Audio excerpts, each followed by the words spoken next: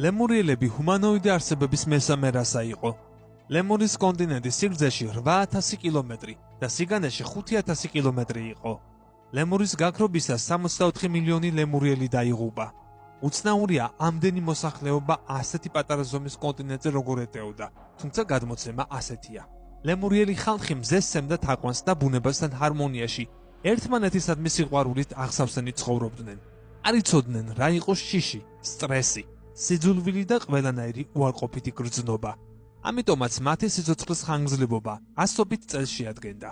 ლემურიელები არაბუნებრივად მაღლები იყვნენ, თავიანთ გონებრივ შესაძლებლობებს მაქსიმალურად იყენებდნენ და შესაბამისად სწრაფად ვითარდებოდნენ.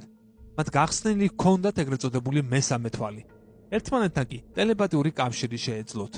ასევე შეხების გარეშე საგნების გადაადგილება, ტელეპორტაცია, ლევიტაცია და მოგზაურობა დროსა და სამყაროს შორეულ წერტილებში. ამავე წყაროს ცნობით, ლემურიელები ძირითადად ვეგეტარიანელები იყვნენ. ისინი სამეცნიერო ტექნიკისადმი ნაკლებ ინტერესს იჩენდნენ და ატლანტებისგან განსხვავებით ამჯობინებდნენ სხეულის ექსტრასენსორული გრძნობები განევითარებინათ. დიდ დროს უთმობდნენ მედიტაციას. ათვისებული ჰქონდათ მზისა და ჰაერის ენერგია. ეს რაც შეეხებოდა გადმოცემას, რას ამბობს მეცნიერება. მას შემდეგ, რაც მეცნიერთა უმრავლესობამ აღიარა დარვინიზმისა და კონტინენტების გადაადგილების თეორია, მე-19 საუკუნეში ბევრი აღმოჩენა გაკეთდა. მსგავსებები იპოვეს კონტინენტების დეფორმაციის ეტაპებში, წამოაყენეს ვარაუდები, რომ ადრე ყველა კონტინენტი ერთი მთლიანობა იყო და ამით აიხსნებოდა სხვადასხვა კონტინენტზე მსგავსი სახეობების არსებობა ფლორასა და ფაუნაში. შესაბამისად, ლემურის თეორია მხოლოდ თეორია აღარ იყო. ის უკვე მეცნიერთა ნაშრომებში ფიგურირებდა. მას შემდეგ, რაც ტექტონიკური ძვრების შესახებ აღმოჩენები გაკეთდა და მეცნიერებს გარკვეული ცოდნა დაუგროვდათ, მათ უარყვეს ლემურიის არსებობა.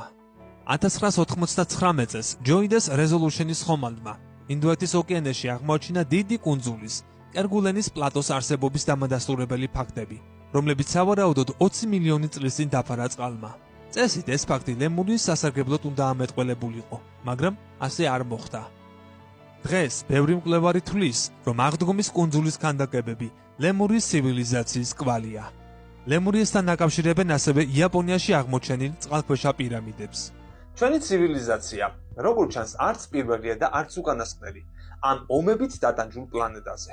სხვადასხვა ქვეყნის მეცნიერები ერთ რამეში დარწმუნებულები არიან. დედამიწაზე არსებობდნენ მაღალგანვითარებული ცივილიზაციები, რომლებიც დღევანდელ კაცობრიობას განვითარების მხრივ ბევრად უსწრებდნენ.